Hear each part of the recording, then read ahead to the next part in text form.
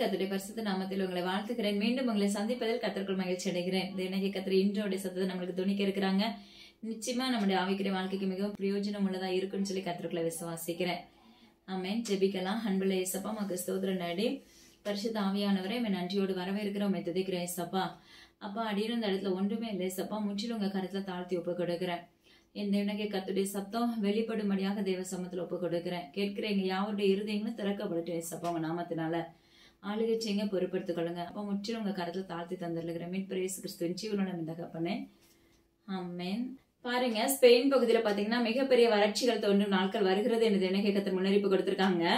அது மாத்திரமல்ல, அங்க பாத்தீங்கன்னா பில்டிங் சாய்ந்து உள்ள நாட்கள் வருகிறது. அது மாத்திரமல்ல, நிலநடுக்கத்து நிமித்தம் பல சேதங்கள் உண்டாகும் என்று தினகை கர்த்தர் முன்னறிவிப்பு கொடுத்திருக்காங்க. அது மாத்திரமல்ல, அந்த எல்லையில இருக்கிற சிறுவர்களுக்காக கண்டிப்பா தயவு செய்து ஜெபித்துக் கொள்ளுங்க.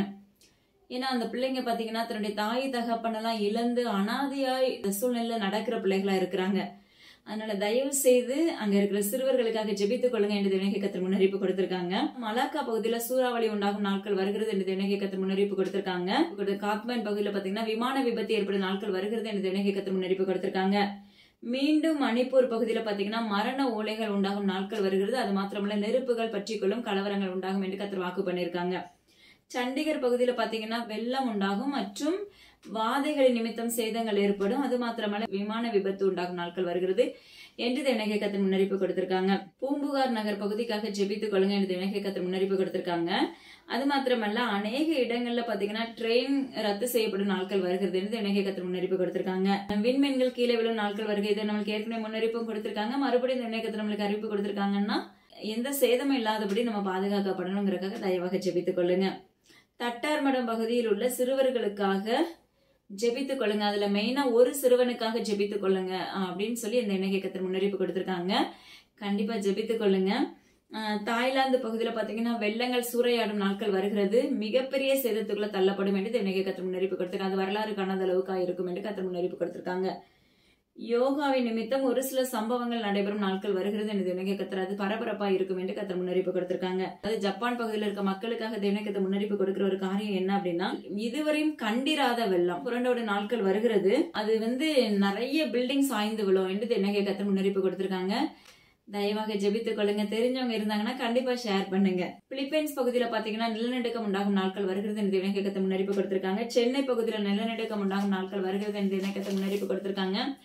அது மாத்திரமல்ல, சென்னை பகுதியில பாத்தீங்கன்னா ஒரு மருத்துவமனையில ஆபரேஷன் தியேட்டர்ல ஒரு சில சம்பவம் நடைபெறும் நாட்கள் வருகிறது. அது பரபரப்பாய் தோன்றும் என்று தினகை கர்த்தர் முன்னறிவிப்பு கொடுத்திருக்காங்க. போலந்து பகுதியில பாத்தீங்கன்னா விமான விபத்து ஏற்பட்ட நாட்கள் வருகிறது என்று தினகை கர்த்தர் முன்னறிவிப்பு கொடுத்திருக்காங்க. பஞ்சாப் பகுதியில பாத்தீங்கன்னா தீ விபத்து மற்றும் ட்ரெயின் ஆக்சிடென்ட் உண்டாகும் நாட்கள் வருகிறது என்று தினகை கர்த்தர் முன்னறிவிப்பு கொடுத்திருக்காங்க. மண் சரிவு அங்கு உண்டாகும் என்று தினகை கர்த்தர் முன்னறிவிப்பு கொடுத்திருக்காங்க. கல்கத்தா பகுதிக்காக ஜெபித்துக் கொள்ளுங்க. கல்கத்தா பகுதியில நிலச்சரிவு ஏற்படும் நாட்கள் வருகிறது என்று தினகை கர்த்தர் முன்னறிவிப்பு கொடுத்திருக்காங்க. இங்கிலாந்து பகுதியில பாத்தீங்கன்னா வறட்சிகள் தோன்றும் நாட்கள் வருகிறது என்று தினகை கர்த்தர் முன்னறிவிப்பு கொடுத்திருக்காங்க. இந்தோனேஷியா பகுதியில பாத்தீங்கன்னா நிலநடுக்கம் உண்டாகும் நாட்கள் வருகிறது. ஏற்கனவே அது நடந்துட்டு இருக்குது. ஆனா தினகை கர்த்தர் சொல்லுகிற ஒரு காரியம் என்ன அப்படின்னா, மிகப்பெரிய சேதத்துக்குள்ள தள்ளப்படும் நாட்கள் வரப்போகிறது என்று தினகை கர்த்தர் முன்னறிவிப்பு கொடுத்திருக்காங்க. டீலக்ஸ் அந்த பஸ்களை குறித்து பரபரப்பான செய்தி ஏற்படும் நாட்கள் வருகிறது என்று தினகை கர்த்தர் முன்னறிவிப்பு கொடுத்திருக்காங்க. அது மாத்திரமல்ல, நாமக்கல் பகுதியில பாத்தீங்கன்னா பெரும் சூறாவளிகள் உண்டாகும் நாட்கள் வருகிறது. அதில் அநேக வீடுகள் தரைமட்டமாகும் என்று தினகை கர்த்தர் முன்னறிவிப்பு கொடுத்திருக்காங்க. பாரிஸ் பகுதியில பாத்தீங்கன்னா நிலநடுக்கம் உண்டாகும். அது மாத்திரமல்ல, இயற்கை சீற்றங்கள் அங்கு ஏற்படும் நாட்கள் வருகிறது என்று தினகை கர்த்தர் முன்னறிவிப்பு கொடுத்திருக்காங்க.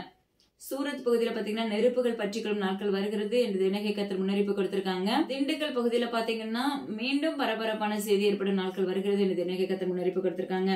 அதாவது தேசத்துல நடக்கிற ஒவ்வொரு காரியங்களும் பாத்தீங்கன்னா அப்பட்டமானது. தேசப்பா நம்மளுக்கு நிறைய காரியங்களை சொல்லி கொடுத்துட்டே இருக்காங்க. எதுக்காக அப்படின்னா, ஜெபிக்கிறதுக்காக தான். நம்ம ஜெபிக்கும் போது நிச்சயமா அதுல அழிவுல இருந்து தப்பித்துக் கொள்ளப்படுகிறோம். சில நேரத்துல ஜெபிக்கும் போது அது வராமையே இயேசுப்பா நம்மளை காத்துக் கொள்ளுகிறதாக அப்பனா இருக்கிறாங்க. ஆனா தினகை கர்த்தர் சொல்லுகிறதை செய்கிறதாக அப்பனா இருக்கிறாங்க. சில காரியங்கள் திரும்ப திரும்ப சொல்லுவாங்க. சில காரியங்கள் பாத்தீங்கன்னா புதுசா இருக்கும். அப்போ அது எல்லாவற்றுக்குமே தேவ சமுத்திரம் நீங்க ஒப்பு கொடுத்து தேசத்துக்காக நம்ம திறப்புல நிற்கும் போது நிச்சயமா தேசங்கள் பாதுகாக்கப்பட. கண்டிப்பா ஜெபிக்க ஆரம்பிங்க. ஏன்னா காலம் இன்னைக்கு செல்லாது என்று தினகை கர்த்தர் விண்ணப்பிக்கிறாங்க. ஹல்லேலூயா. நாட்கள் குறைவாகவே இருக்கிறது. அதுக்கு முன்பாக என்ன செய்ய வேண்டும்? நம்முடைய இருதயங்கள் தினகை கர்த்தருக்குள்ள ஆயத்தப்பட வேண்டும். ஹல்லேலூயா. இன்றைக்கு நம்மளுக்கு தினகை கர்த்தர் கொடுக்கிற தலைப்பு என்ன அப்படின்னா, நுனித்தோல். வசனம் பாருங்க, எரேமியா 4வது அதிகாரம் 4வது வசனம். நீங்கள் கர்த்தருக்கென்று உங்களை விருத்த சேதனம் பண்ணி உங்கள் இருதயத்தின் நுனித்தோலை நீக்கி போடுங்கள். ஹல்லேலூயா. நீங்கள் கர்த்தருக்கென்று விருத்த சேதனம் பண்ணி உங்கள் இருதயத்தின் நுனித்தோலை நீக்கி போடுங்கள் என்று தேவனாகிய கர்த்தர் விண்ணப்பிக்கிறார். அதாவது நுனித்தோல் அப்படின்னாலே நம்மளுக்கு என்ன உடனே அர்த்தம் வரும் அப்படின்னா விருத்த சேதனம். ஹல்லேலூயா. தேவனாகிய கர்த்தர் இன்று நம்மளுக்கு அறிவிக்கிற காரியம் என்னன்னா, தேவனுக்கு பிரியம் இல்லாத அருவருப்பான காரியங்களை என்ன செய்யுங்க, உங்களை விட்டு அகற்றி போடுங்கள் என்று கர்த்தர் வாக்கு பண்ணுகிறார். அதோட மீனிங் இதுதான். பாத்தீங்கன்னா தேவனாகிய கர்த்தருக்கு பிரியம் இல்லாதது, அருவருப்பானது, இப்படிப்பட்ட காரியங்களை என்ன செய்யுங்க, விட்டு விலகுங்கள். ஹல்லேலூயா. இப்படிப்பட்ட காரியங்களை விட்டு நம்ம விலக ஆரம்பிக்கும் போது தேவனாகிய கர்த்தர் சொல்லுகிற ஒரு காரியம், நான் உன்னை விட்டு விலகுவதும் இல்லை, உன்னை கைவிடுவதும் இல்லை. நம்மளுக்கு ஏசப்பா அழகா வாக்கு கொடுத்திருக்காங்க. மோசையோடு பேசின தேவன் நம்மளோட இருக்கிற தகப்பனா இருக்கிறாங்க. பாருங்க, நீங்க தேவனுக்கு பிரியமில்லாத அசுத்தங்களை கலைந்து போடும் பட்சத்துல நான் உன்னை விட்டு விலகுவதும் இல்லை, உன்னை கைவிடுவதும் இல்லை. ஹல்லேலூயா. எவ்வளவு அழகான தகப்பனா இருக்கிறாங்க பாருங்க. அதனால இன்னைக்கு ஜீவன்ல தேவனாகிய கர்த்தர் நம்மளுக்கு கற்றுக் கொடுக்கிற காரியம் என்ன அப்படின்னா, நம்முடைய வாழ்க்கையில இருக்கிற, நம்முடைய இருதயத்தில் இருக்கிற என்ன செய்யணும், நுனித்தோலை அகற்றி போட வேண்டும். நுனித்தோல் அப்படின்னா பாவ கரைகள். ஹல்லேலூயா. தேவனுக்கு பிரியமில்லாத அசுத்தமான காரியங்கள், தேவனுக்கு பிரியமில்லாத அருவருப்பான காரியங்களை குறிக்கிறது தான் இந்த நுனித்தோல். ஹல்லேலூயா. நம்முடைய இருதயங்கள் தேவனுக்கு கர்த்தருக்கு உகந்ததா இருக்க வேண்டும். நம்முடைய வாழ்க்கையில இருக்கிற பாவ கரைகளை வெட்டி போட வேண்டும். அதாவது நம்ம விருத்த சேதனம் பண்ணப்பட்டவர்களாய் மாற்றப்பட வேண்டும். மனுஷனுடைய வழிகள் எல்லாம் அவனுடைய பார்வைக்கு சுத்தமானவைகள். ஹல்லேலூயா. ஆனா தேவனாகிய கர்த்தர் பாத்தீங்கன்னா நம்முடைய ஆவிகளை நிறுத்து பார்க்கிறவர் என்று வேதம் சொல்லுகிறது. நம்மளுடைய வழிகள், நம்முடைய எண்ணங்கள், நம்முடைய நினைவுகள் எல்லாமே நம்மளுடைய பார்வைக்கு நான் பர்ஃபெக்ட், நான் சரியாதான் இருக்கேன், நான் நல்லா ஜெபிக்கிறேன், வேத வாசிக்கிறேன், காணிக்க கொடுக்கிறேன், எல்லாத்துலயும் நான் சூப்பர் அப்படின்னு சொல்லி நாமளே நம்மளுக்குள்ள ஒரு கோட்டையை கட்டி கொண்டு இருக்கிறோம். ஹல்லேலூயா. நாமளே நம்மளுக்குள்ள ஒரு கோட்டையை கட்டி கொண்டு இருந்தோமே என்றால் ராஜ்யத்துக்குள்ள பிரவேசிக்கிற பிள்ளைகளா நம்மளால இருக்க முடியுமா? அதை மட்டும்தான் நம்ம தியானிக்கணும். இன்னைக்கு நம்மளாக ஆலோசனைகளா தான் தேவனாகிய கர்த்தர் கற்றுக் கொடுக்கறாங்க.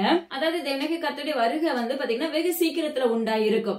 அதற்கு முன்னாடியே தேவனாகிய கர்த்தர் நம்மளுக்கு என்ன செய்யறாங்கன்னா எச்சரிப்பா கற்றுக் கொடுக்கறாங்க, அன்பா சொல்லி கொடுக்கறாங்க, பொறுமையாவும் ஹேண்டில் பண்றாங்க. ஆனா நம்மளால என்ன செய்ய முடியல, அதை முழுமையாக பிடித்து கொண்டு அது மாதிரி நடக்க நம்மளால முடியறது இல்ல. பாருங்க, இது ஒரு பாவம் என்ன அப்படின்னா கீழ்ப்படிதல் இல்லாத ஒரு காரியம்.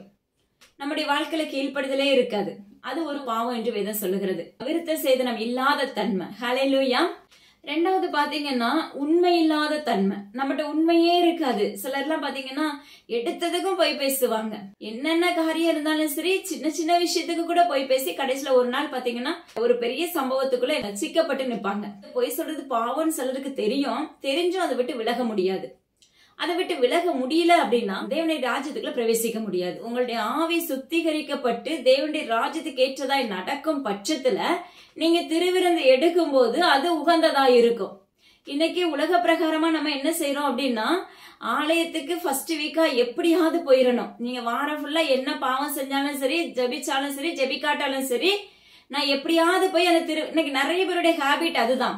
நான் போய் திருவிருந்த எடுத்துடும், ஆலயத்துக்கே போக மாட்டோம். ஆனா திருவிருந்த எடுக்கிறதுக்கு நம்ம என்ன செய்வோம், ஃபர்ஸ்ட் ஆளா போய் நின்று என்ன செஞ்சிடும், அந்த வாரத்துல கண்டிப்பா நம்ம அந்த ஆலயத்துக்கு போயிருவோம். போய் சிலருக்குலாம் பாத்தீங்கன்னா எங்கேயாவது ஒரு சர்ச்சிலேயாவது போய் நான் என்ன செஞ்சிடும், திருவிருந்து எடுத்துடணும். அது உங்களுடைய மாம்சமான காரியம். ஆனா கர்த்தர் சொல்லுகிறது என்ன அப்படின்னா, நீ உன்னுடைய நுனித்தோலெல்லாம் அகற்றி போட்டுட்டு எல்லாம் வெட்டி எரிந்து போட்டுட்டு அதற்கு பிற்பாடு தெய்வ சமூகத்துல ஒன்னு சரண்டர் பண்ணி நீ திருவிருந்தை எடுக்கும் பட்சத்துல நீ ராஜ்யத்துக்குள்ள பிரவேசிக்கிற மகனா மகளா மாற்றப்பட முடியும். ஹல்லேலூயா. திருவிருந்து நம்ம வாழ்க்கையில அவசியமான ஒன்று. முழுக்க ஞானஸ்நானம் நம்ம வாழ்க்கையில அவசியமான ஒன்று. இது எல்லாம் எப்படி செயல்படணுங்கிறதே நம்முடைய வாழ்க்கையில என்ன செய்யறோம், மறந்து போயிரும். செயல்படுத்த முடியாதபடி ஆட்டோமேட்டிக்கா என்ன செய்யறோம், ஞானஸ்நானம் எடுத்துறோம். ரெண்டாவது நற்கரணை எடுக்கிறதுக்கு நம்ம தயங்க மாட்டிக்கிறோம். நற்கரணை எடுக்கிறது பயபக்தியோடு நம்ம எடுக்கணும். ஹல்லேலூயா. நம்ம அந்த வாரம் முழுதும் நம்ம எப்படி இருந்தோம், அது நம்ம சுத்தமா இருந்தோமா, தேவனுக்கு பிரியமுள்ள பாதையில இருந்தோமா அப்படிங்கிறது நம்மளுக்குள்ள அந்த உணர்வு நம்மளுக்குள்ள நிச்சயமா வேணும். ஒரு பயம் வேணும். அந்த திருவிருந்தை எடுக்க போறதுக்கு முன்னாடி ஒரு பயம் வேணும். ஹல்லேலூயா. தேவ பயம் வேணும் அதுல. அப்ப நீங்க இன்னைக்கு உலக பிரகாரமா நீங்க திருவிருந்தை எடுத்தா தேவனுடைய ராஜ்யத்துக்குள்ள பிரவேசிக்க முடியாது. அப்படி யாராவது உள்ள ஒரு கோட்டையை நீங்க கெட்டியிருந்தீங்க அப்படின்னா கண்டிப்பா அதை உடைச்சு போட்டுருங்க. சிலருடைய வாழ்க்கை எப்படின்னா, ஞானஸ்நானம் எடுத்து திருவிருந்தை எடுத்து ராஜ்யத்துக்குள்ள கண்டிப்பா போயிரும். அது கண்டிப்பா அவசியமான ஒன்றுதான். ஆனா இருதயம் சுத்தம் இல்லாம, இருதயத்துல இருக்க நுனித்தோல், இருதயத்துல இருக்க பாவ கரைகள் நம்மளை விட்டு அகற்றி போடப்படாம இருந்துட்டு அப்போ எப்படி அந்த பந்தியில போய் நம்ம பங்கு பெற முடியும்? யோசிச்சு பாருங்க. வீட்டுக்குள்ள சண்டை போட்டிருப்போம், மூர்க்க கோபப்பட்டிருப்போம், கணவன் மனைவிக்கு இடையில பாத்தீங்கன்னா பயங்கர கோபம் வந்திருக்கும். ஆனா பாருங்க, அந்த அன்னைக்கு ஆலயத்துக்கு போனா திருவிருந்து எடுக்கணும். ஹல்லேலூயா. அப்போ இந்த கோபத்தின் தன்மை, இந்த மூர்க்கவரின் தன்மை நம்மளை விட்டு விலகணும். பொய் உரைக்கிற நாவு நம்மளை விட்டு என்ன செய்யணும்? விலகி சுத்திகரிக்கப்படணும். அப்போ அதை யோசிச்சு பாருங்க, அது தேவனாகிய கர்த்தருக்கு உகந்த வாசனையை கொடுக்காது. அப்போ அந்த பாவ காரியங்கள் வந்து அப்படிப்பட்ட நுனித்தோல் உங்களை விட்டு விலக்கப்பட வேண்டும். ஹல்லேலூயா. ரெண்டாவது பாத்தீங்கன்னா மேட்டிமையான கண்கள். பாருங்க, அழிவுக்கு முன்னானது அகந்த, விழுதலுக்கு முன்னானது மனமேட்டிமை. வேதம் அழகா சொல்லுது, அழிவுக்கு முன்னானது என்னவாமா? அகந்த, பெருமை. நம்ம இன்னைக்கு அழிஞ்சு போறோம்னா அதுக்கு ஒரு காரணம் பெருமை. சிலருடைய வாழ்க்கையில பாத்தீங்கன்னா பரம்பரையா அந்த பெருமை அவர்களை பின்தொடர்ந்துட்டு வரும். நான் ஒன்னே ஒண்ணு உங்களுக்கு சொல்லி கொடுக்குறேன், என்ன தேவனுடைய நாமத்தை கொண்டு சொல்றேன். நம்மளுடைய வாழ்க்கையில பெருமைன்னு ஒண்ணு உள்ள இருந்துச்சுன்னா உங்களை அறியாம இருக்கும். ஒரு சிலருக்கு தெரிஞ்சே நடப்போம். நீங்க எவ்வளவு ஜெபிச்சு மேற்கொண்டாலும் சரி, எத்தனை கட்டுகளை நீங்க உடைச்சாலும் சரி, இரவும் பகலும் தேவ சமூகத்துல நீங்க நின்னாலும் சரி, வேதத்தை வாசிச்சு கரைச்சு பயங்கரமா உள்வாங்கிக்கிட்டாலும் சரி, திருவிருந்து எடுத்தாலும் சரி, நீங்க ஞானஸ்நானம் பெற்றவர்களா இருந்தாலும் சரி, உங்க வாழ்க்கையில பெருமை அகந்த இருந்துச்சு, மேட்டிமை இருந்துச்சு அப்படின்னா நீங்க ஒன்றிலுமே ஜெயம் எடுக்க முடியாது. ஹல்லேலூயா. எதுலையுமே ஜெயம் பெற முடியாது. உலக பிரகாரமாகவே அது நடக்கும். ஒன்றிலுமே ஜெயம் எடுக்க முடியாது. சிலருக்குலாம் பாத்தீங்கன்னா அந்த பெருமை உள்ள மூடி இருக்கும். சில பாடுகள் அவர்களை விட்டு விலகவே விலகாது. ஆனா நம்ம சொல்லுவோம், எனக்கு பெருமையே இல்ல, நான் ரொம்ப சாஃப்ட் அப்படின்னு நம்ம பேசிடுவோம். ஆனா தேவனாகிய கர்த்தர் சொல்லுகிறார், தன்னை தாழ்த்தி ஒப்பு கொடுங்க. தெய்வ சமூகத்துல விட்டு கொடுங்க. அந்த இருதயத்துல இருந்து தயவு செஞ்சு விட்டு கொடுத்து பழகுங்க. அது இன்னைக்கு நம்மளால என்ன செய்ய முடியல, விட்டு கொடுக்கவே முடியறது இல்ல. வீட்டுக்குள்ள ஒரு கணவன் மனைவி கிட்ட ஏதாவது ஒரு தகராறு அப்படின்னா யாராவது ஒருத்தர் விட்டு கொடுக்கணும். அந்த தன்மை இன்னைக்கு நம்முடைய வாழ்க்கையில இல்லவே இல்லை. ஏன்னா படிப்பு ஈக்குவலா இருக்கு. இதுல நீயா நானா இததான் இன்னைக்கு நம்ம பார்க்கிறோம் உலக பிரகாரமாக. ஹல்லேலூயா. இது நிமித்தம் அந்த குடும்பத்துல சரிவு நிலை உண்டாகிறது. யோசிச்சு பாருங்க. அப்போ மேட்டிமை தேவனாகிய கர்த்தருக்கு அருவருப்பானது. அந்த மேட்டிமை இருந்துச்சுன்னா உங்க வாழ்க்கையில முன்னேற்றம் இருக்காது. பார்வைக்கு நிறைய வசதி போன்று இருக்கும், அத ஒரு பக்கம் ஏதாவது பொத்தல்ல போயிட்டே இருக்கும். உங்ககிட்ட இருக்கா இல்லையாங்கிறது நோக்கம் இல்ல.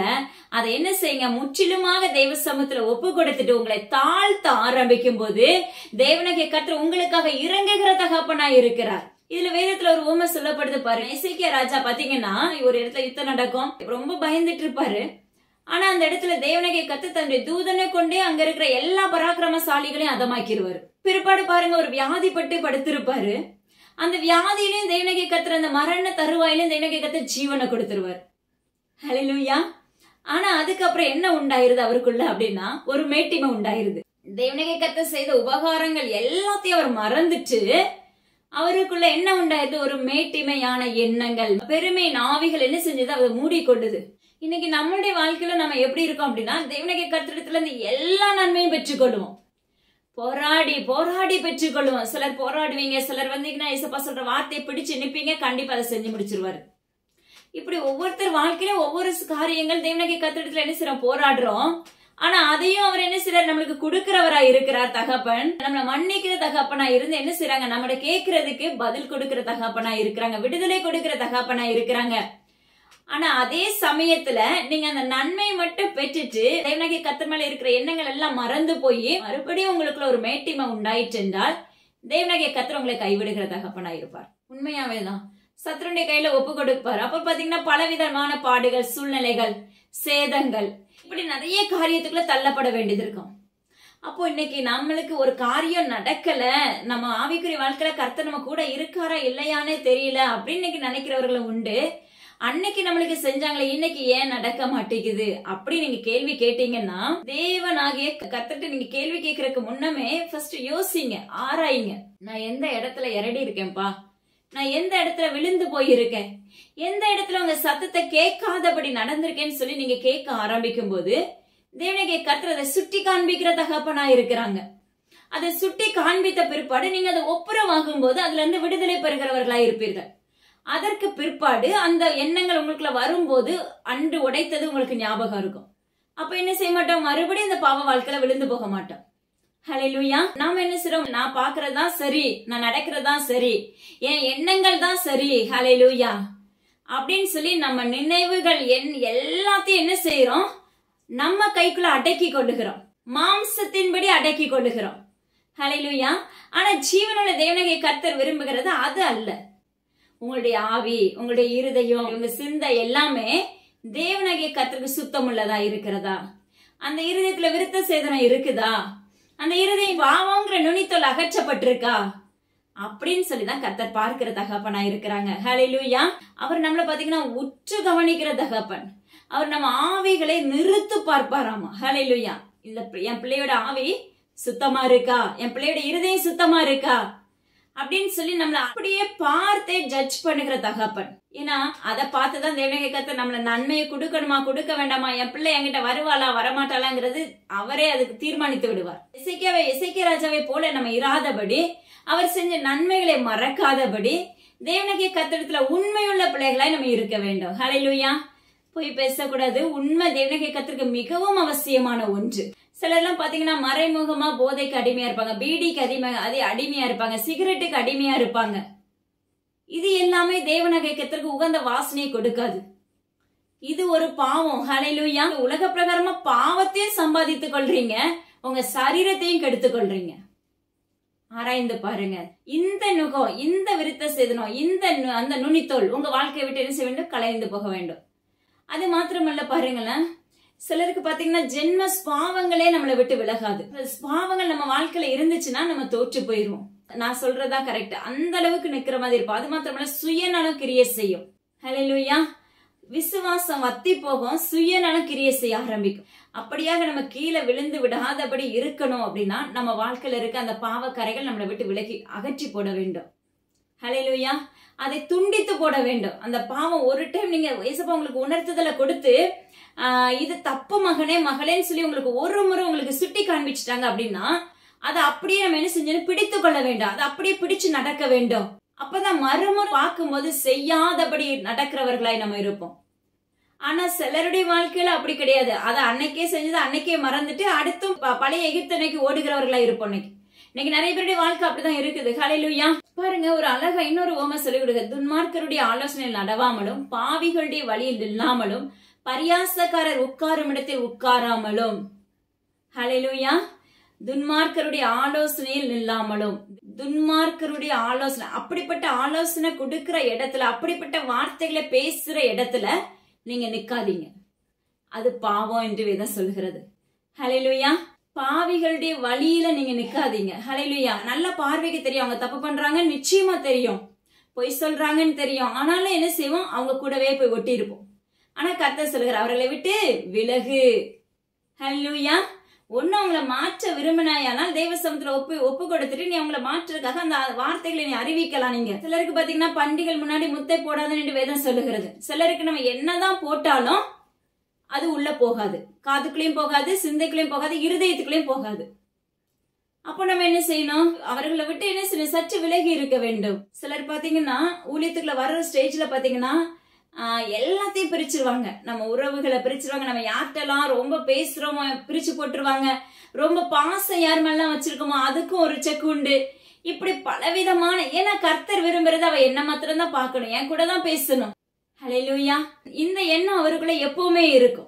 பாருங்க, பரியாசக்காரர் உட்காரும் இடத்தில் உட்காராதீங்க. சிலர் பாத்தீங்கன்னா மற்றவங்களை குறித்து பரியாசம் பண்ணிட்டே இருப்பாங்க, மற்றவங்களை குறித்து கேலி பேசிட்டே இருப்பாங்க, கிண்டல் அடிப்பாங்க, லந்து பேசுவாங்க. இது எல்லாத்துக்கும் ஒரே மீனிங் தான். சிலர் அவங்க கலரை பார்த்து பேசுவாங்க, சிலர் அவங்க நடைய பார்த்து பேசுவாங்க, சிலர் அவங்க ஹைட் வெயிட்ட பார்த்து பேசுவாங்க. அப்படிதான் சிலர் பேரே சூட்டி இருப்பாங்க. ஆனா கர்த்தர் சொல்லுகிறார், பரியாசம் பண்ணுகிறவர்கள் மத்தியில நிக்காதீங்க, அந்த பாவம் உங்களை பின்தொடரும். ஹல்லேலூயா. துன்மார்க்கருடைய ஆலோசனை நீங்க பெற்றுக்கொள்ளாதபடி, அதை கேட்காதபடி உங்க காதுகளுக்கு என்ன செய்ய வேண்டும்? சுத்திகரிப்பு வேண்டும். உங்க காதுல விருத்த சேதனம் வேண்டும். உங்க காதுல இருக்க நுனித்தோல் அகற்றப்பட வேண்டும். துஷ்டனை கண்டு விலகு என்று வேதம் சொல்லுகிறது. ஆனா பாத்தீங்கன்னா பரியாசக்காரன் உட்காரும் இடத்தில் உட்காராதே. ஹல்லேலூயா. அப்படிங்க மற்றவங்களை குறித்து ஏளனமா பேசுறாங்க, அவங்க பக்கத்துல நீங்க இருந்து அதை கேட்டு கொட்டி நீங்களும் சிரிக்கும் பட்சத்துல அது பாவமாக மாறும் என்று கர்த்தர் சொல்லுகிறார். அப்ப இது எல்லாவற்றையும் நீ தேவ சமூகத்துல ஒப்பு கொடுத்த பிற்பாடுதான் நீ இரவும் பகலும் வேதத்தை தியானிக்க முடியும். ஹல்லேலூயா. நீங்க எல்லாவற்றையும் தேவ சமூகத்துல ஒப்பு கொடுத்த பிற்பாடுதான் நீங்க இரவும் பகலும் தேவ சமூகத்துல காத்திருந்து பலன் பெற முடியும். கர்த்தருடைய வேதத்தில் பிரியமா இருந்து இரவும் பகலும் அவருடைய வேதத்தில் தியானமாய் இருக்கிற மனுஷன் பாக்கியவான். இதெல்லாம் சின்ன சின்ன நுணுக்கத்தை கற்றுக் கொடுக்கறாங்க. ஹல்லேலூயா. தேவனுடைய கர்த்தருக்கு பிரியமில்லாத காரியம் இது எல்லாமே. நம்மளுக்கு இதை குறித்து சொல்லி கொடுத்திருக்காங்க. நம்முடைய எண்ணங்கள் முதற்கொண்டு என்ன செய்யணும்? சுத்தமா இருக்க வேண்டும். தவறுதலை குறித்து யோசிக்க கூடாது. ரெண்டாவது சிலவங்களுக்கு பாத்தீங்கன்னா கர்த்தர் நாவல அதிகாரத்தை போட்டிருப்பாங்க. அந்த அதிகாரத்தை என்ன செய்யணும்னா அப்ப நமக்கு பயன்படுத்தணும். அந்த அதிகாரத்தை என்ன செய்யணும்? தவறுதலா பயன்படுத்திடக்கூடாது. ஏன்னா எல்லாருக்குமே நாவல அதிகாரம் உண்டு. சிலர் அப்படி அந்த அதிகாரத்தை வச்சுட்டே சிலரை சபிப்பாங்க. அது அப்படியே ஆயிரும். அது உங்க வீட்டுக்குள்ள பிள்ளையில சபிச்சீங்கன்னா அது அப்படியே ஆயிரும். அன்னைக்கு தெரியாது, போக போக ஒரு 10 மாதம் கழிச்சோ இல்ல 10 நாள் கழிச்சோ அந்த சம்பவம் நடக்கும். பி கேர்ஃபுல் என்று கர்த்தர் சொல்லுகிறார். அதிகாரம் நம்மள நாவல ஏசப்பா கொடுத்துட்டாங்க அப்படின்னா உங்க வார்த்தைகள் சுருக்கமாயிருப்பதாக, உங்க வார்த்தைகள் சுத்தமாயிருப்பதாக. ஏன்னா அதுலயும் நம்மளுக்கு என்ன வேணும்? விருத்த சேதனம் வேணும். அதுல இருக்க நுனித்தோடும் நம்மளுடைய வாயில இருந்து அகற்றி போடப்பட வேண்டும். ஹல்லேலூயா. மனிதன் அப்பத்தினாலே மாத்திரமல்ல, தேவனாகிய கர்த்தருடைய வாயிலிருந்து புறப்படுகிற வார்த்தையினாலே பிழைப்பான் என்று சொல்லி இருக்கிறது வேதம். போன முறை நம்மளுக்கு அழகா அதை கற்றுக் கொடுத்தாங்க. உலக பிரகாரமான அப்பத்தினால அல்ல, கர்த்தருடைய வாயிலிருந்து புறப்படுகிற வார்த்தையினால நம்மளால பிழைக்க முடியும். ஒன்றும் இல்லாமையிலும் அவர் உருவாக்குகிற தகப்பன். எப்போ? நீங்க சுத்தமா இருக்கும்போது, உங்க வாழ்க்கையில இருக்கிற நுனித்தோலை அகற்றி போடும் போது, உங்க சிந்தையில இருக்கிற நுனித்தோலை நீங்க அகற்றி போடும் பட்சத்துல, உங்க காதுகள்ல இருக்க நுனித்தோலை அகற்றி போடும் பட்சத்துல, மூக்கு பகுதியில இருக்க நுனித்தோலை அகற்றி போடும் பட்சத்துல, சிலர் பாத்தீங்கன்னா அந்த வாசனையை நுகர்ந்துட்டே செயல்படுவாங்க. அது ஒரு நுனித்தோல். ஹல்லேலூயா. எல்லா உறுப்புகளுக்குள்ளுமே தேவனாகிய கர்த்தர் சொல்லுகிறார் நுனித்தோலை அகற்றி போடப்பட வேண்டும். ஹல்லேலூயா. உங்க இருதயத்துல இருக்கிற நுனித்தோல் என்ன செய்ய? அகற்றி என்று வேதம் சொல்லுகிறது. இருதயத்துல இருக்கிற நுனித்தோல் அப்படின்னா இருதயத்துல இருக்கிற பாவ கரைகளை விட்டு விலகும் பட்சத்துல தேவனாகிய கர்த்தருடைய அப்பா மகனா மகளா நம்ம எழுப்பப்படுகிறோம். ஹல்லேலூயா. தேவனாகிய கர்த்தர் சொல்லுகிறார் பாருங்க, மற்றவர்களை குறித்து கோள் பேசுவது தேவனுக்கு பிரியமில்லாத பாவம் என்று சொல்லப்படுது. அக்கம் பக்கத்து வீடுகளை குறித்து நீங்க உற்று கவனிக்கிறது பாவம் என்று வேதம் சொல்லுகிறது. மற்றவர்களை குறித்து ஈஸியா கெடுத்து பேசுகிறோம். ஹல்லேலூயா. அது மாத்திரமல்ல, அந்த பாவத்துல நீங்க தான் விழுந்து போவீங்க. தயவு செஞ்சு கவனமா இருங்க. இன்னைக்கு மற்றவங்களை நம்ம என்ன செஞ்சோம்? ஈஸியா குற்றவாளியா நியாயம் தீர்த்துறோம். குற்றவாளின்னு சொல்லி என்ன செஞ்சிடறோம்? ஈஸியா என்ன பண்ணிடுறோம்? பேசிடுறோம். ஆனா அதுல குற்றவாளியா நிற்பது பேசின நீங்க தான். யாரா இருந்தாலும் சரி, நீங்க இன்னைக்கு ஒருத்தங்களை அறிவிச்சீங்கன்னா நாளைக்கு அது அப்படியே உங்களுக்கு திருப்பி என்ன செய்யும்? உங்க முன்னாடி நடக்கும். தயவு செஞ்சு தேவ சமூகத்துல உங்களை ஒப்பு கொடுக்க ஆரம்பிங்க. சரண்டர் பண்ணுங்க. இதெல்லாம் பாவமான ஒரு காரியம். குட்டி குட்டியான காரியமும் ஒரு நுண் கிருமி போன்றது என்று கர்த்தர் வாக்கு பண்ணுகிறார். ஜஸ்ட் கவனமாக செயல்படுங்க மகனே மகளே என்று தேவனாகிய கர்த்தர் விண்ணப்பிக்கிறார். அந்த இருதயத்துல இருக்க நுகம் முறிஞ்சு, இருதயத்துல இருக்க நுனித்தோல் முறிந்து, சரீர முழங்கால்ல இருக்கிற நுனித்தோல் அகற்றப்பட வேண்டும். செபிக்க முடியாது, முடங்கி முடங்கி படுத்து தூங்குவோம், வேதம் வாசிக்க மாட்டோம். அது ஒரு நுனித்தோல். அதை அகற்றி போடுங்க. தேவ சமூகத்துல ஒப்பு கொடுங்க. எத்தனை நாள் முடியலன்னு சொல்லிட்டே இருப்பீங்க? வாய விரிவாய் திறந்து தேவ சமூகத்துல நீங்க ஒப்பு கொடுக்கும் பட்சத்துல தேவனாகிய கர்த்தர் எதுலலாம் தப்பா இருக்கிறோமோ, எதுலலாம் தேவனுக்கு பிரியம் இல்லாம அசுத்தங்கள் நிறைந்திருக்கிறது, அதுலலாம் தேவனாகிய கர்த்தர் அந்த நுனித்தோல் எல்லாம் களைந்து போட்டுட்டு விருத்த சேதனம் உள்ளவர்களாய் உங்களை மாற்றுகிறவராய் இருப்பார். உங்க பாதங்கள், உங்க கால்கள் பாத்தீங்கன்னா தேவையில்லாத இடத்துக்கு போக கூடாது. மதுபான கடைக்கு போறோம், விபச்சாரர்களை நாடி போகிறோம். ஹல்லேலூயா. நம்முடைய கண்கள் பாத்தீங்கன்னா இச்சையை நோக்கி ஓடுகிறது. அந்த இச்சை பாவமாய் உள்ள மாற்றப்படுது. ஹல்லேலூயா. அந்த இச்சை பாவமா மாறி எப்படி ஒரு குழந்தை உருவாக்கப்படுதோ அதே போல என்ன செய்து அந்த இச்சை கருவா மாறி கடைசியில என்ன செய்து அது உருவெடுத்து பாவமான இருக்கிறது. அந்த பாவம் ஒண்ணு என்ன செய்து மரணத்தை நோக்கி ஓடுகிறது. அப்ப அந்த கண்கள்ல மிகவும் விருத்த சேதனம் வேண்டும். நம்முடைய பாதங்கள் மிகவும் சுத்திகரிக்கப்பட வேண்டும். தவறான பாதையை நோக்கி ஓடாதபடி, சினிமாவை நோக்கி ஓடாதபடி, சிலருக்கு சில விதத்துல சில காரியங்கள்ல அடிமையா இருப்பாங்க, அதுக்கு நம்ம ஈடுபடாதபடி நம்ம என்ன செய்யணும்? நம்முடைய வாழ்க்கை தரங்களை மாற்றிக்கொள்ள வேண்டும். நம்மளால மாற்ற முடியாது, அதுக்கும் அவருடைய கரம் நம்ம கூட வேணும். ஹல்லேலூயா. அப்போ நம்ம எப்போதுமே எனி டைமே அவரை நம்ம தேடிக்கொண்டே இருக்க வேண்டும். சிலருக்கு பாத்தீங்கன்னா ஃபுல் டைம் மொபைல்ல இருப்போம். அதுல இருக்கிற ஆபாசமான காட்சிகள், அருவருப்பான காட்சிகள், இதையே பார்த்து கொண்டிருக்கிறவர்கள் அநேக பெண்களும் ஆண்களும் உண்டு என்று தேவனாகிய கர்த்தர் விண்ணப்பிக்கிறார். ஹல்லேலூயா. அப்போ என்ன செய்யணும்? அதை விட்டு விலகணும். அது தேவனுக்கு அருவருப்பானதுன்னு சொல்லி என்ன செய்யணும்? அதை விட்டு விலகணும். சிலர்லாம் பாத்தீங்கன்னா நல்லா ஜெபிப்போம், நல்லா வேதவாசி, அந்நிய பாஷை பேசுவோம், எல்லாமே செய்வோம். ஆனா அந்த அவங்க அந்தரங்கம் சுத்தமா இருக்காது. அந்த ரங்கத்துல பாவக்கரைகள் இருக்கும். அந்த நுனித்தோல் அகற்றப்பட்ட மட்டும்தான் நீங்க என்ன ஊழியம் பண்ணாலும் சரி தேவனாகிய கர்த்தர் அங்கீகரிக்கிறவராய் இருப்பார். அந்த அந்தரங்கத்துல இருக்க பாவக்கரைகள் அகற்றப்படாம நீங்க எப்படிதான் ஊழியம் பண்ணாலும் அந்த ஊழியத்துக்கு அங்கீகரிப்பே இராது என்று நஸ்ரனாகிய இயேசு கிறிஸ்துவின் அதிகாரமுள்ள நாமத்தை கொண்டு கட்டளை கொடுக்கிறார். அப்போ நம்ம சரீரம் முழுவதும் இருக்கிற நுனித்தோல், தேவனுக்கு பிரியமில்லாத பாவ கரைகள், அருவருப்பான காட்சிகள், அருவருப்பான காரியங்கள், இது எல்லாத்தையும் தேவ சமூகத்துல ஒப்பு கொடுத்துட்டு நம்ம செயல்படும் பட்சத்துல கர்த்தர் நம்மளோடு இருந்து அவர் நம்மளுக்கு துணையா இருக்கிற தகப்பனா இருக்கிறார். அப்ப அவர் நம்முடைய ஆவியை நிறுத்து பார்க்கும்போது இவர் என்னுடையவர் என்னுடையவர் என்று பேர் சுட்டுகிறவராய் இருக்கிறார். ஹல்லேலூயா. அதனால தயவு செய்து என்ன செய்யுங்கன்னா, உங்களுடைய இருதயங்களை தேவனாகிய கர்த்தருக்குள்ள ஒப்பு கொடுங்க. உங்க வாழ்க்கையில இருக்கிற தேவையில்லாத காரியங்களை வெட்டி போட ஆரம்பிங்க. அது ஒரு நுகம்தான். அந்த நுகம் உங்க கூட பின்தொடர்ந்தே வந்து கொண்டிருக்கும். அது நம்மளுக்கு தெரியவே தெரியாது. ஏன்னா கர்த்தர் உருவாக்கும் போதுதான் அதை சொல்லி கொடுப்பாரு. கர்த்தர் ஒரு மனுஷனையோ மனுஷியோ குழந்தைய போல உருவாக்கும் பட்சத்துலதான் இது தப்பு மகளே அவர் பேசுறது உங்களுக்கு கேட்கும். அது வரைக்கும் நம்மளுக்கு தெரிஞ்சும் தெரியாதவர்களை போல இருப்போம். சிலருக்கு பாத்தீங்கன்னா அறியாதபடி செய்து கொண்டிருப்பார்கள். அப்படிப்பட்டவங்களுக்கு சொல்லி கொடுத்தோம்னா உடனே அதை அப்சர்வ் பண்ணி என்ன பண்ணிடுவாங்க? கீழ்ப்படி ஆரம்பிச்சு அவரை தேவனாகிய கர்த்தரை இறுக்க பிடிச்சுக்குவாங்க. தேவனாகிய கர்த்தர் ஒரு காரியத்தை கற்றுக்கொடு. நீங்க எவ்வளவு நன்மை பெற்று அவர் கூடவே வாழ்ந்து வந்திருக்கும் போது மறுபடியும் நீங்க அவரை விட்டு விலகினீங்கள் அப்படின்றா தேவனாகிய கர்த்தர் சொல்லுங்க, கொடிய வியாதியினாலும் கொடிய வறுமையினாலும் கொடிய பட்டயத்தினாலும் கொடிய பஞ்சத்தினாலும் சாகவே சாவார்கள் என்று வேதம் சொல்லுகிறது. அது மாத்திரமல்ல, அந்த தேவனாகிய கர்த்தர் நம்ம அப்படிப்பட்ட காரியத்துக்கு ஒப்பு கொடுத்துட்டார் அப்படின்னா தேவனாகிய கர்த்தரிடத்துல இருந்து சமாதானத்தை எதிர்பார்க்க முடியாது. தேவனாகிய கர்த்தரிடத்துல இருந்து இரக்கத்தை எதிர்பார்க்க முடியாது. அவர்கிட்ட இருந்து அன்பை எதிர்பார்க்க முடியாது. ஏன்னா எத்தனையோ முறை சொல்லி கொடுத்திருப்பாங்க, நம்மள நடத்தி இருப்பாங்க. உங்களுக்குன்னு ஒரு ஆவிக்குரிய தாயின் தகப்பனை நிறுத்த அழகா கட்சி கொடுத்திருப்பாங்க. சிலருடைய வாழ்க்கையெல்லாம் பாத்தீங்கன்னா தேவனாகிய கர்த்தர், சில ஆண்களுக்கு பாத்தீங்கன்னா பெண்கள் மேல மோகம் இருக்கும்.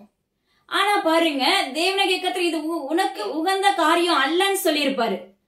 ஆனா பாருங்க, அந்த காரியத்தை அவங்களால விடவே முடியாது. ஆனா அவங்க நல்லா ஜெபிச்சு பவர்ஃபுல்லா இருப்பாங்க. இசப்பா சொல்லிருப்பாங்க, இந்த மகள்னா உன்னுடைய வாழ்க்கையில இப்படிப்பட்ட சம்பவம் நடக்க போது நீ அதுக்கு முன்னாடி என்ன ஜாக்கிரதை உள்ளவனா இருன்னு சொல்லியிருப்பாரு. ஆனா இத கர்த்தர் எப்படிதான் அந்த எச்சரிப்பை சொன்னாலும் அவங்களுடைய இறுதி எப்படி இருக்குன்னா, இதுதான் எனக்கு வேணும் வேணும்னு கேட்டு கடைசியில் அந்த சுமையை வாங்கி கொள்ளுவாங்க. அது ஆணா இருக்கட்டும் பெண்ணா இருக்கட்டும் யாரா இருந்தாலும் சரிதான். கடைசியில பின் நாட்கள்ல பாத்தீங்கன்னா உறவுகள் கொஞ்ச நாட்கள் தான் இருக்கு. அதுக்கு பிறகு என்ன, இது துண்டிக்கப்பட்டு விடுகிறது. தேவனாகிய கர்த்தர் முதல்ல சொல்லும் போதே நம்ம என்ன செஞ்சிருக்கணும்? காதுள்ளவர்கள் கேட்க கடவர்கள் என்று கர்த்தர் சொல்லுகிறார்.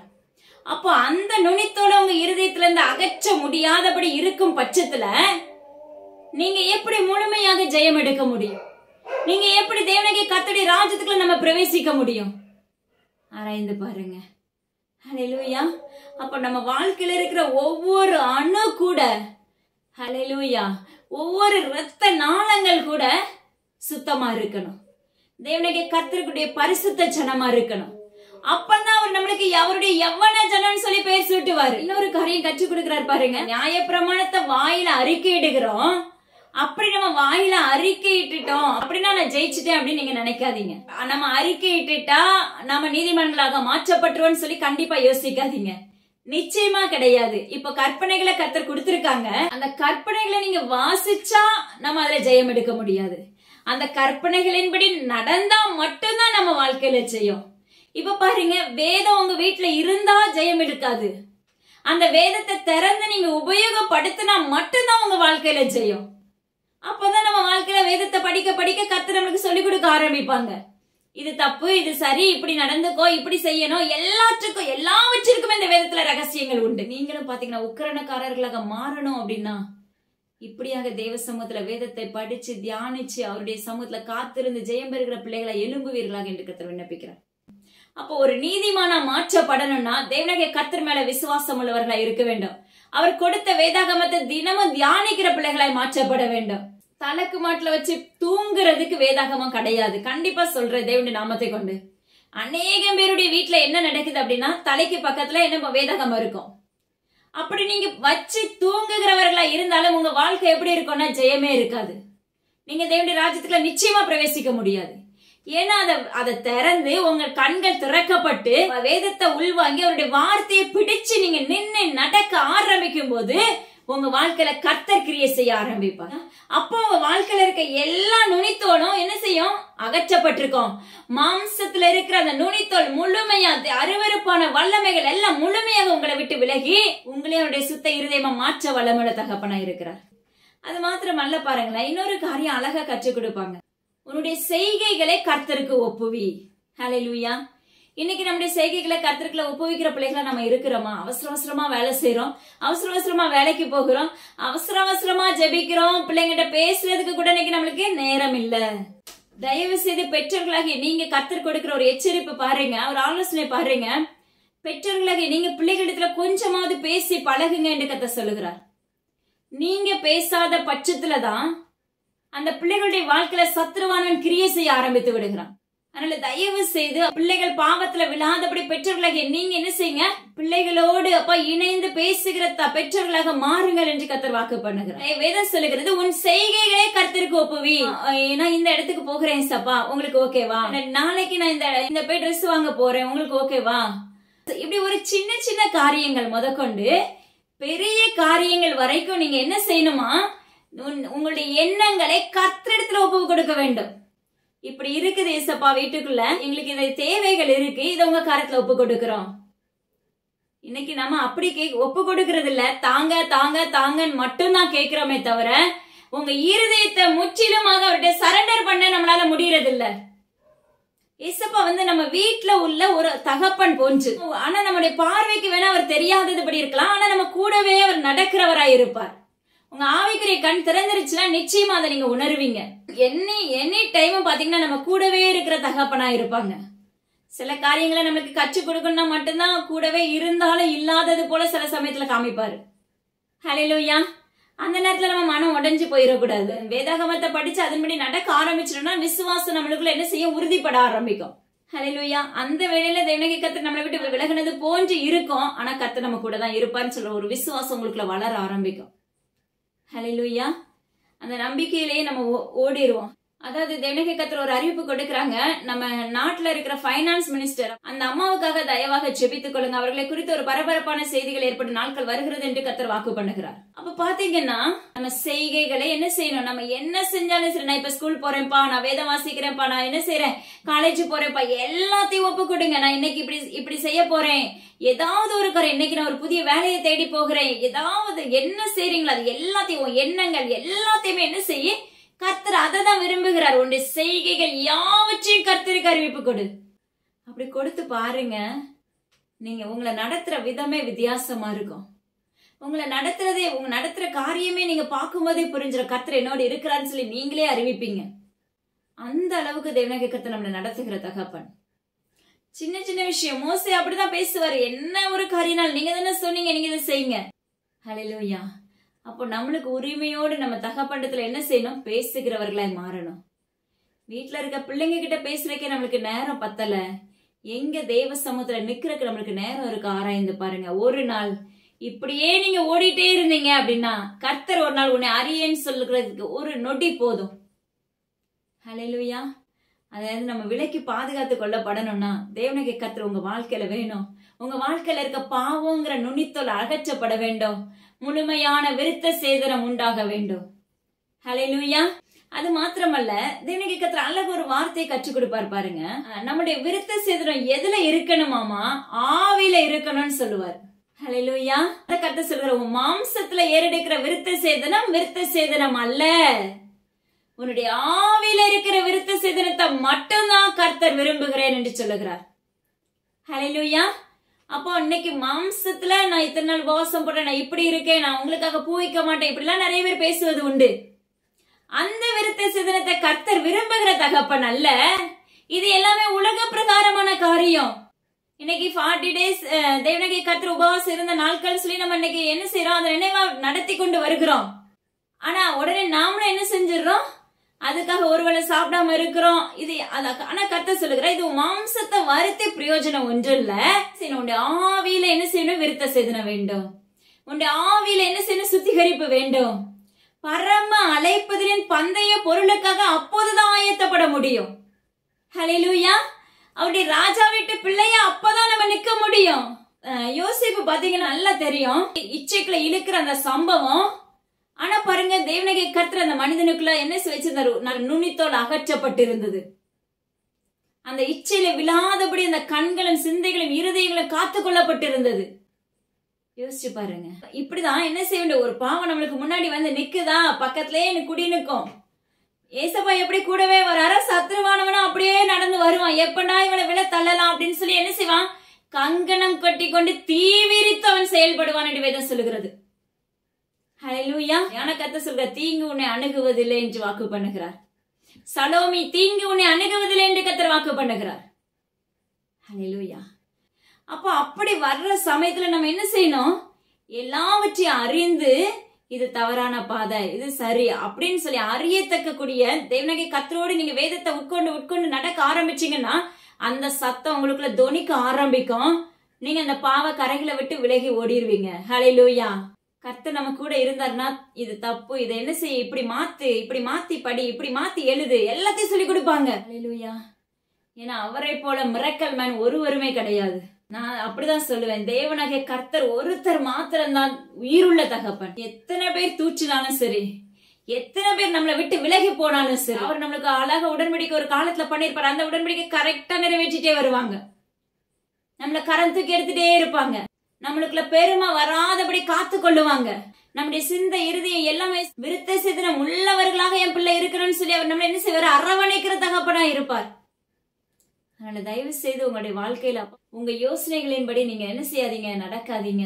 உங்க வழிகள் எல்லாம் உங்க பார்வைக்கு நம்மளுடைய பார்வைக்கு அது சரிதான், இது சுத்தமானதுதான் சொல்லி நம்ம யோசிப்போம். அது ஒரு வலு சர்ப்பத்தின் தோல் என்று கர்த்தர் சொல்லுகிறார். அந்த எண்ணத்தை யாரு கொடுக்கிறானா? ஒரு வலு சர்ப்பம் உங்களுக்கு என்ன செய்யுது? அந்த எண்ணத்தை தூண்டுகிறது. ஹல்லேலூயா.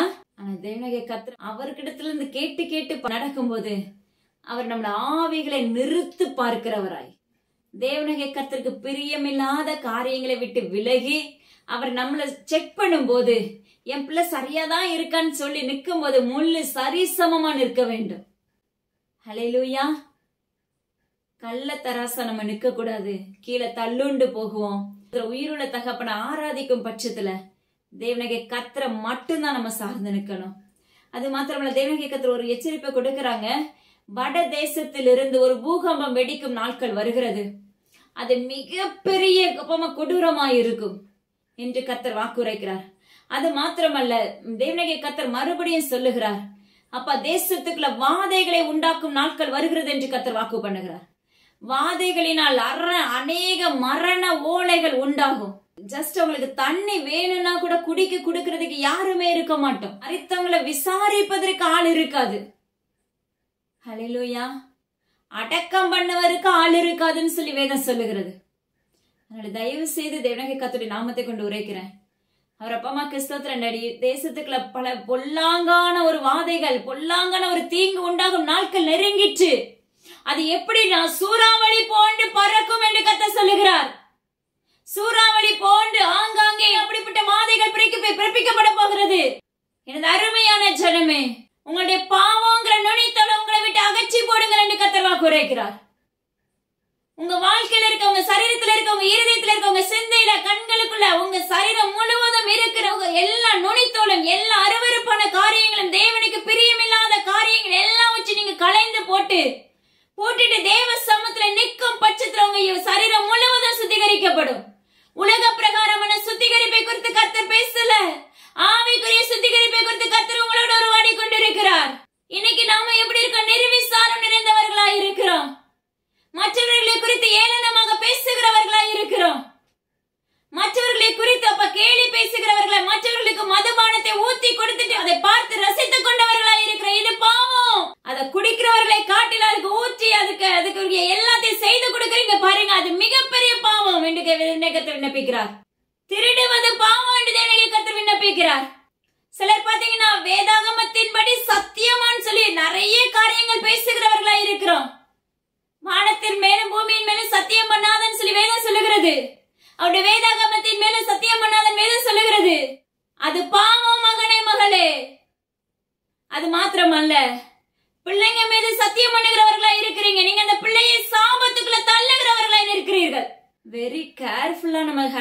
பண்ணணும்.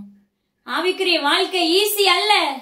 சின்ன சின்ன விஷயத்துக்குள்ளே நம்ம இப்படி பாவத்துக்குள்ள இருக்கும் போது பெரிய பெரிய காரியங்கள் எல்லாம் நம்மளால எப்படி மேற்கொள்ள முடியும்? மகனே மகளே, வேதத்தை நம்ம படிச்சுட்டோம், தெய்வ சமூகத்துல நிக்கிறோம் அப்படின்னா நிச்சயம் நம்மளுக்கு உணர்வு வேணும்.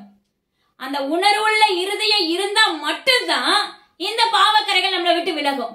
இன்னைக்கு அந்நிய வல்லமைகளுக்கு தூபம் காட்டுகிறவர்களா இருக்கிறோம். கிறிஸ்தவ பிள்ளைகளை குறித்து கர்த்தர் பேசுகிறார். அது தேவனாகிய கர்த்தருக்கு உகந்த வாசனை கொடுக்காது. அழிவை நோக்கி ஓடிக்கொண்டிருக்கிறீர்கள் என்று கர்த்தர் எச்சரிப்பை கொடுக்கிறார்.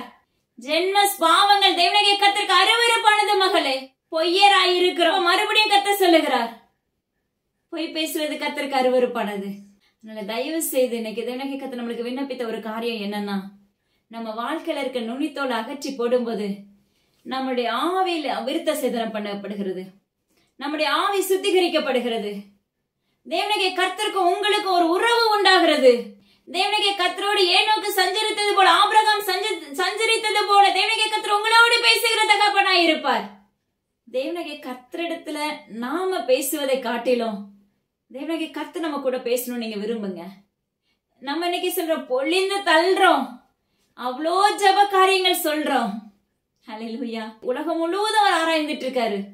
ஆனா சொன்னதையே ரிப்பீட்டா சொல்லிட்டு இருக்கோம். அவருக்கு எப்படி இருக்கும் யோசிச்சு பாருங்க.